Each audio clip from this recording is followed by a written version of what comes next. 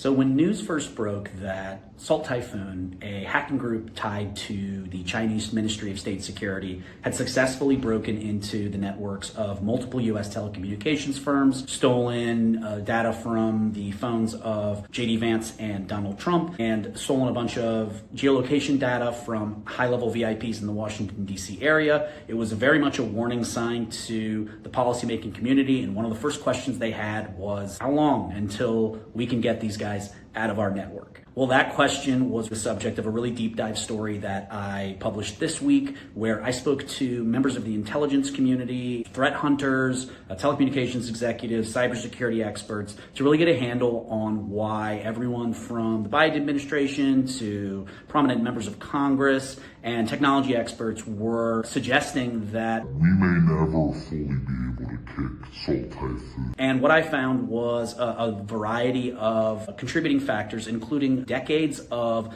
consolidation, mergers, acquisitions in the telecom industry, where telecoms were absorbing multiple networks from other companies to scale up their IT services. They weren't always doing due diligence, examining these new surface areas for vulnerabilities, and that has resulted in this really fragmented and perpetually vulnerable landscape whereby Salt Typhoon